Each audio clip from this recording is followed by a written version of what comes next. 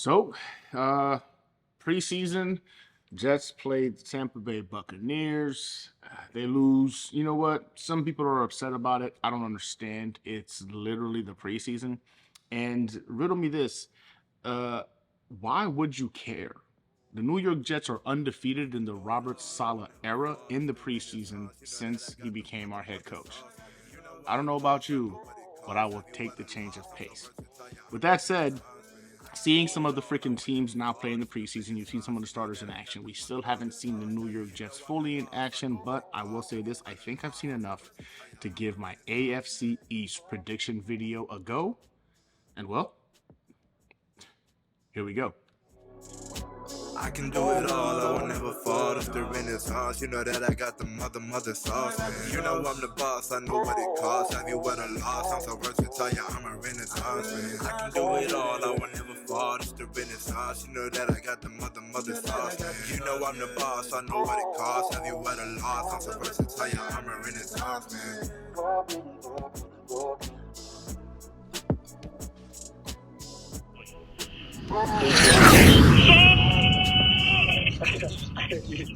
Congratulations, brother.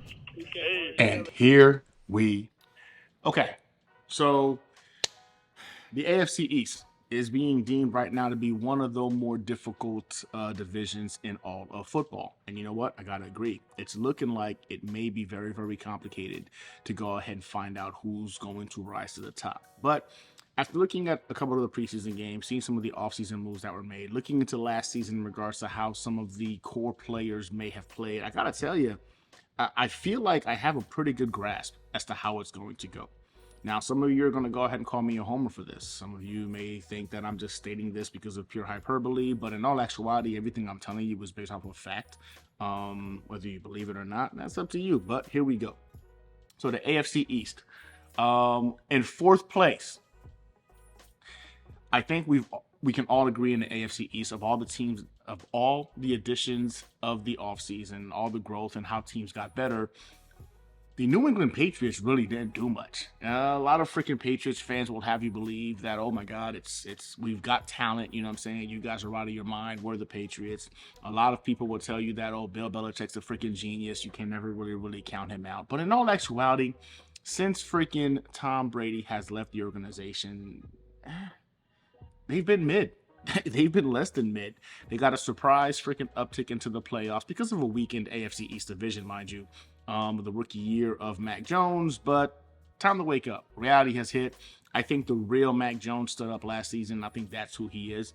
I don't see them bringing in a new offensive coordinator is going to really help out a team that lacks so much talent. And with that said, the New England Patriots are going to be last in the AFC East.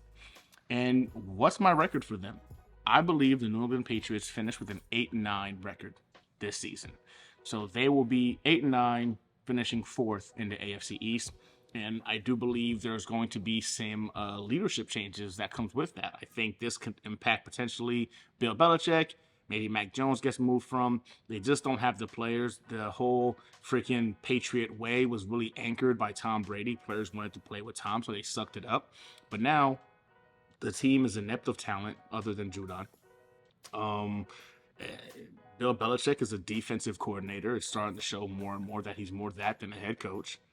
Yeah, the Patriots way is now this mediocrity. And in the AFC East, it's just not good enough. They become the new cellar dwellers. AFC East, 8-9, finished fourth in the division.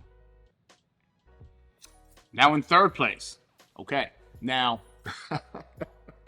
hear me out. In third place, this is a team that's been able to live off of the quarrels of a AFC East division that's been battered and bruised over the last several years. I think having clearly a healthier roster, a quarterback that was playing at his peak, has helped and benefited this team into winning a couple of AFC East championships.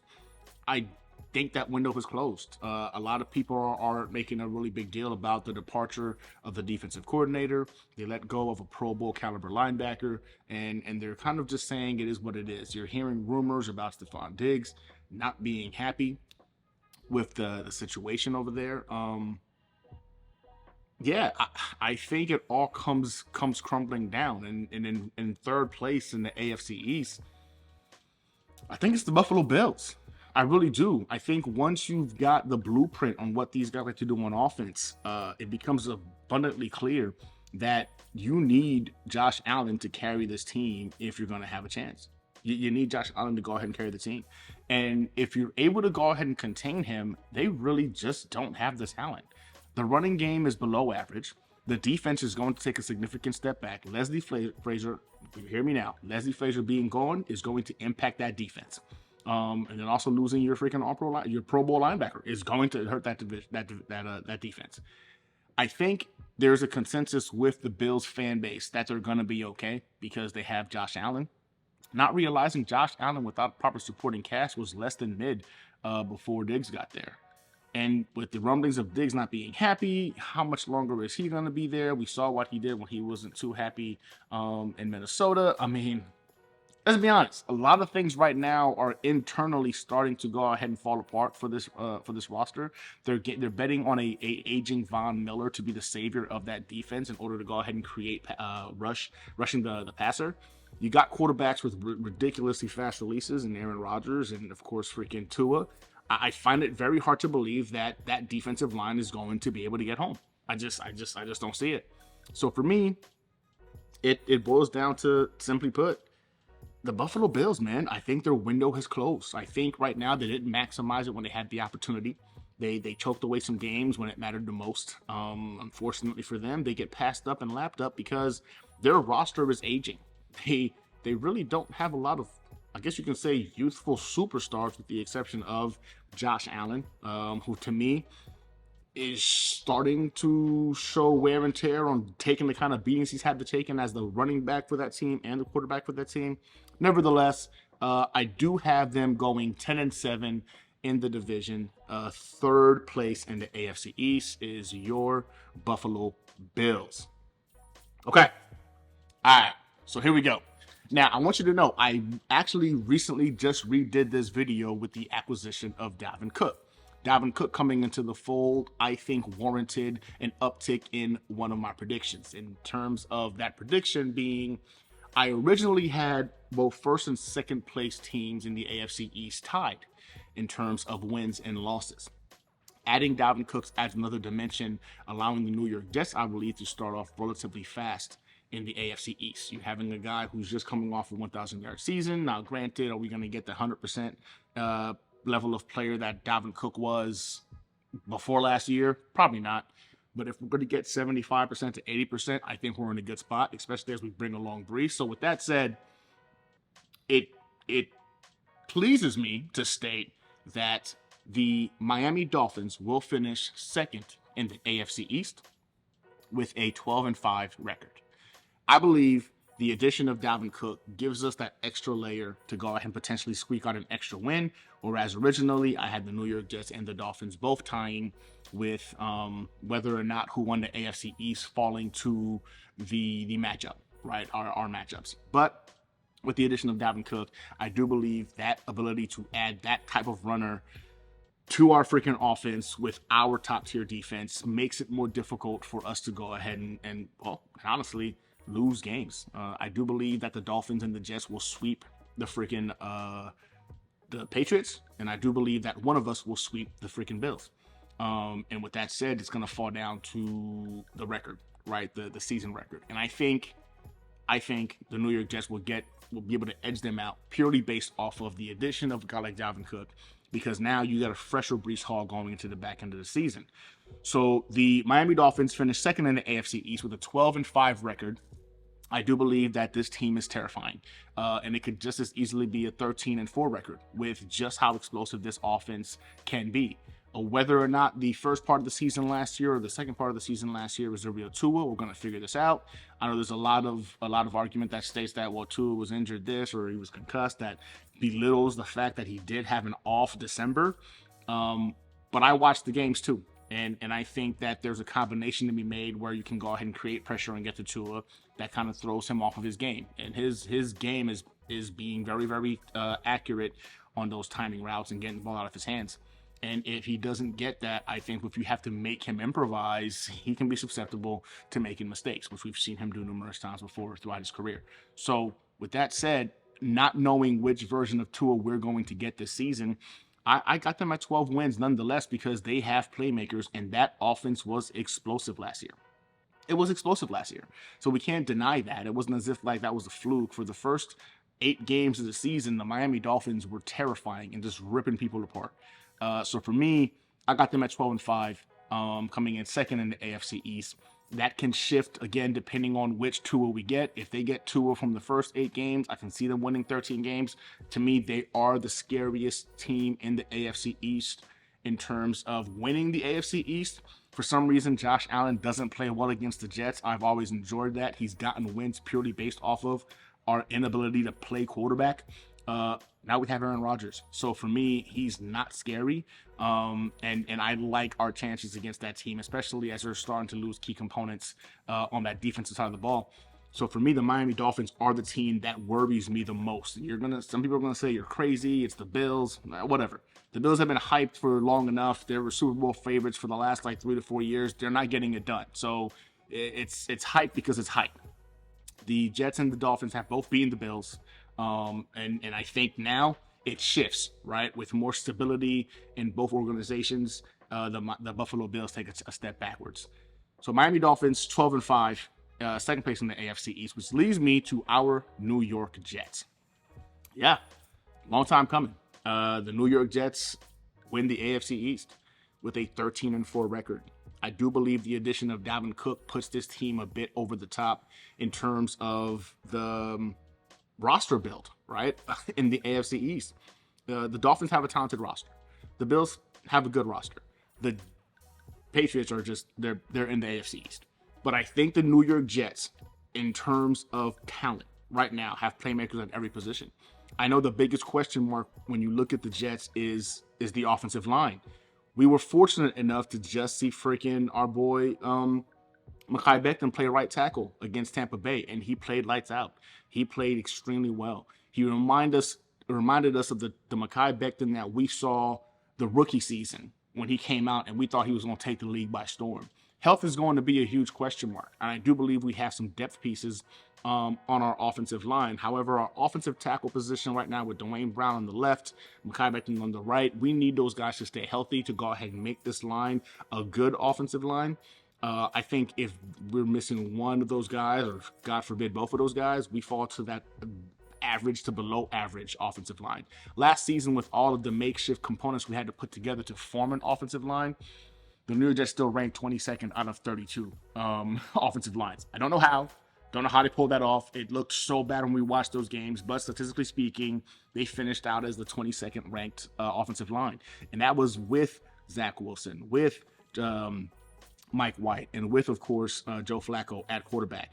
Not really the kind of guys who ensure fear in terms of elite release or decision-making, yet somehow those guys did just good enough. And I believe if we had a healthy Breece Hall, if we had a freaking healthy AVT, that line could have creeped up into that 15 to 20 range, just purely based off of those two weapons being an impact factor on making defenses honest.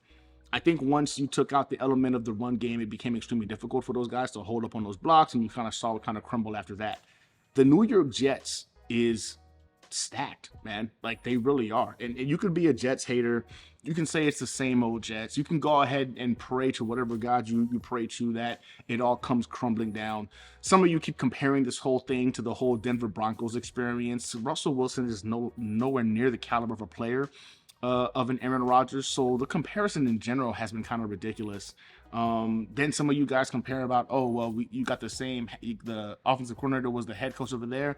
Just so you know, head coach and offensive coordinator are two very different positions. We've kind of seen this with Bowles, right? Bowles was a great defensive coordinator, horrible head coach. You're going to see it with Josh McDaniels right now with Oakland. Great offensive coordinator, horrible head coach. He's already proven that once before, on route to proving it again. It's very, very different positions. And you can be great at one, not so good at the other. So this whole, he coached the freaking Broncos into oblivion, is going to do the same thing to the... Stop. Just stop. Hackett has proven he can go ahead and operate offenses in this league. He made Blake Bortles look like he was going to be a freaking NFL starter at quarterback. So we've seen him go ahead and do a lot with nothing. Let's just stop it. I think right now with Aaron Rodgers at the helm, you're going to go ahead and see this offense humming. Anybody who's wishing the worst case scenario to us, by all means, love it. I'm a Jets fan. I love it. It's mind-boggling to me that this team gets so much hate when we haven't been competitive in over a decade. You would think we won, multiple Lombardis over the last couple of years, that everyone is coming for us right now. It's hilarious to me. And I can only imagine this is what teams like the freaking, Patriots used to feel like, the Kansas City Chiefs, how they must feel like, teams who have really accomplished some things. Like the Jets have become the most targeted team and we haven't accomplished anything in over a decade. So it's what it is. The New York Jets win the AFC East, 13-4 record. And I fully believe the New York Jets go to the AFC Championship game, and unfortunately, we lose there to the Bengals. The Bengals wind up taking us out in that game, and now I'm hoping I'm wrong. I'm hoping that we ride this thing all the way into the Super Bowl. But the more I look at it, the more I kind of look at the matchups. Could it be Kansas City? Yes, I just think that the Bengals versus Kansas City, you kind of see the Bengals get the edge on that, and I think that's going to be a deciding factor that makes it the Bengals that winds up going to the AFC Championship game, where the Jets, fall short, and we run this thing back again next year. But ultimately, it's time for a change. It's well overdue. The Jets have been the laughingstock of the NFL long enough. We've got so many haters right now who can't even just admit the Jets got better. I've got people who actually believe the Jets will be worse, where we had the 32nd to 35th ranked quarterback play in the NFL. Now you're talking about a top 10 guy in Aaron Rodgers. By the way, that was his stats last year, a top 10 season in terms of quarterback statistics. The Jets could have won the AFC East last year with Jacoby Brissett at quarterback. Like, people will sit there and tell me I'm insane for saying that, but the fact of the matter is that defense was elite. They kept us in numerous games where they were on the field, God knows how many snaps, and they still kept us in games. Jacoby Brissett could have literally ran the board on the freaking AFC East last year. I believe that wholeheartedly. I'm talking about his stats on the Jets last year. We won the AFC East. We just added Aaron freaking Rodgers. The team got better. The team got significantly better. And we won 7 games last year with no quarterback. Now we have Aaron Rodgers. So for people that are saying, oh, y'all going to win 7 games or 6 games, okay, cool. Keep crowing. Keep pecking away, as you will.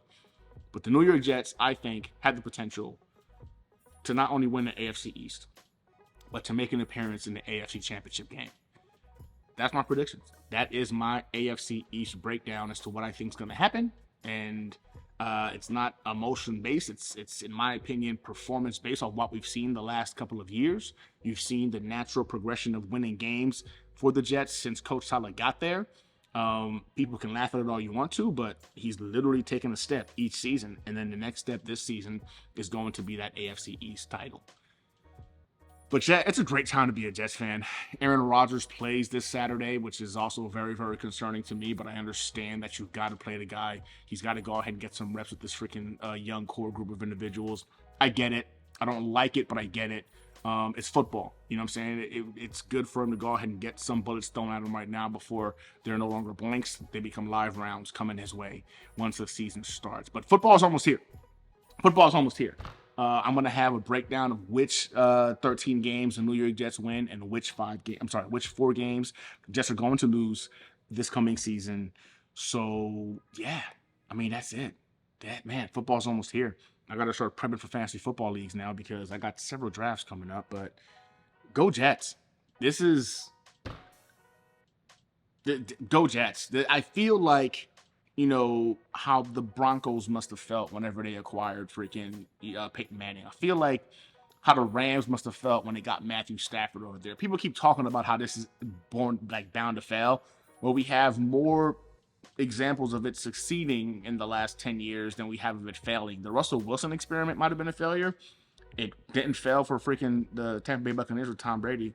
It didn't fail for the LA Rams with freaking Matthew Stafford. It didn't fail with freaking Peyton Manning to the Denver Broncos. And y'all can say anything you want to in regards to the age differences, et cetera, except for Tom Brady was older when he went to Tampa Bay, but whatever. But Aaron Rodgers is, without question, the most talented of these quarterbacks that we're talking about going to a different team. The most talented. And if you believe he's washed, cool. Cool. I'm not going to waste any more time trying to explain it to individuals because, again, if you ain't got haters, you ain't popping. So it is what it is. Season's almost here, and you're about to find out. Go Jets.